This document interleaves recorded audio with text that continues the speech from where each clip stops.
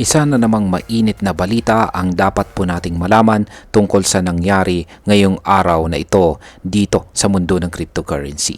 Mula po sa pagtaas ng presyo ng XRP matapos ang malaking update ni Ginoong Brad Garlinghouse hanggang sa pag-iwas ni Pangulong Donald Trump sa isyu ng crypto investments ng kanyang pamilya at isang napakalaking kontrobersiya sa loob ng isang DAO na may kinalaman po sa $23 million na pondo.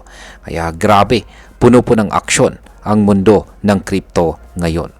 Kaya yan, bago po tayo magpatuloy ay pakibasa na lamang po muna ang disclaimer dito sa ibaba ng ating screen.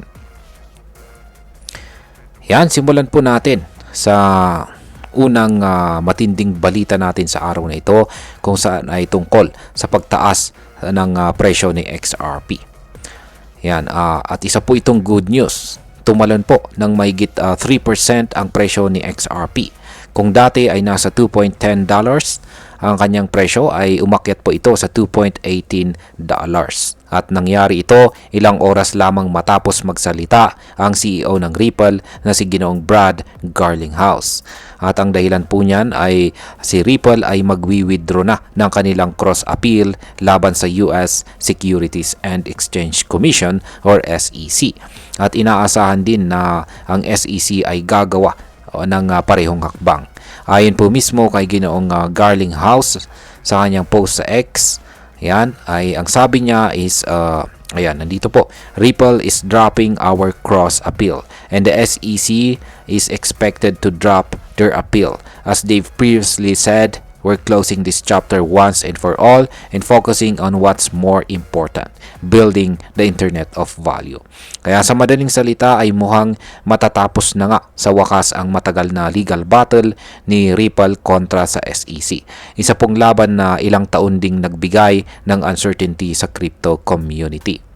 At dahil dito, nagkaroon po ng renewed confidence ang mga traders kay XRP. Kaya si XRP ay muling bumangon at nagpakitang gilas. Ayan. Dito naman po tayo sa pangalawang malaking balita sa araw na ito. At ito naman po ay tungkol sa pag-iwas ni Pangulong Donald Trump sa issue ng crypto investments ng kanyang pamilya. Ayan.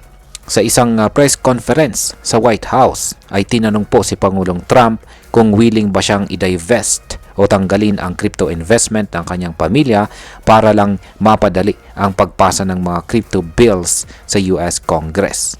Pero imbis na diretsong sumagot ay umiwas po si Pangulong Trump at ang sabi niya, I became a fan of crypto. To me, it's an industry. If we did not have it, China would. Ayan yung kanyang naging sagot. Ang ibig sabihin nito ay mas importante raw para sa kanya ang manatiling world leader ng Amerika sa larangan ng crypto kaysa ang personal niyang involvement sa mga ito. Maraming mambabatas lalo na sa Democratic Party ang nagsasabing hindi nila susuportahan ang crypto legislation hanggat hindi nagdadivest si Pangulong Trump. Sa madaling salita ay nagiging sagabal ang conflict of interest sa pag-unlad ng batas para sa crypto sa Amerika. Pero kung pagtitingnan natin sa ibang anggulo, ipinapakita rin ito na malakas ang suporta ng isang presidente sa industriya ng digital assets at posible itong magdulot ng positibong sentiment para sa mga long-term investors. Yan, dito naman po tayo sa pangatlong malaking balita sa araw na ito at ito naman po ay tungkol sa $23 million sa loob ng protocol na DAO. Ayan. Ito po ang pinaka-controversial na balita sa araw na ito. Ayon po sa isang crypto sleuth na nagngangalang Oogle, ang mga founders ng cross-chain bridge project na Across Protocol ay umanay lihim na ginagamit ang boto sa DAO para ilipat ang $23 million na pondo papunta sa sarili nilang kumpanya. At ang yan po yung tinatawag na Risk Lab. Ayon po kay Oogle, ang DAO na ito ay DAO in name only.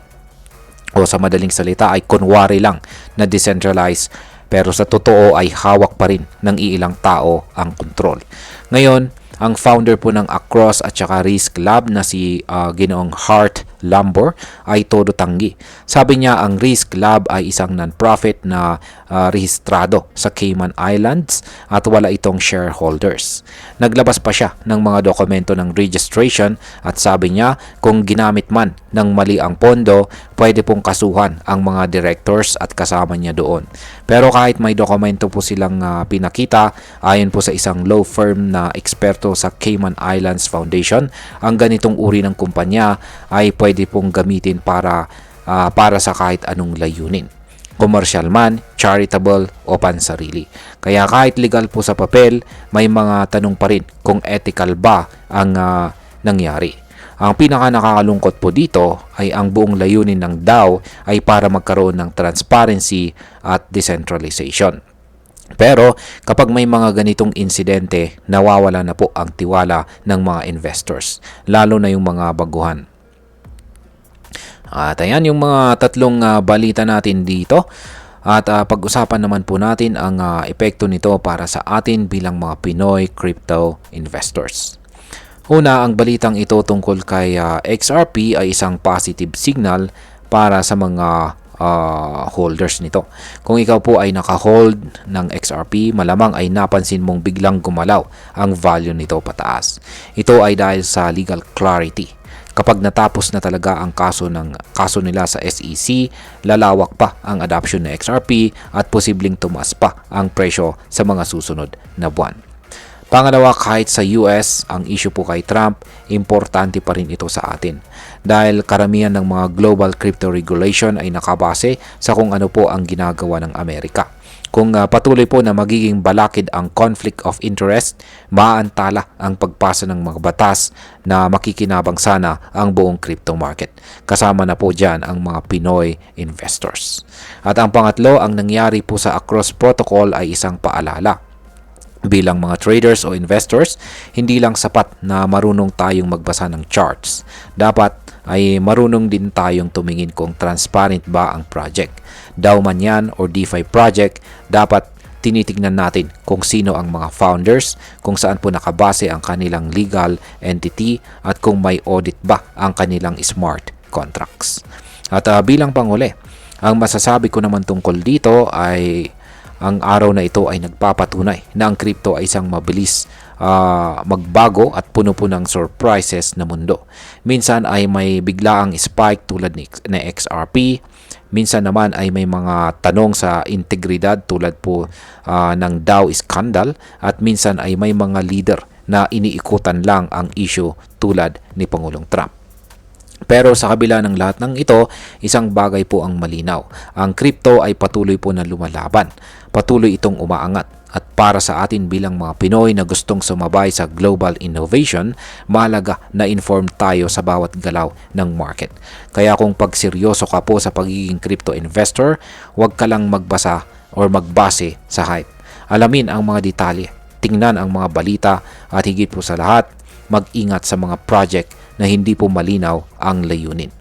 At ayan, hanggang dito na lamang po tayo sa video na ito mga ka-crypto. Marami pong salamat sa panonood. Ingat po tayo lagi at God bless po sa ating lahat.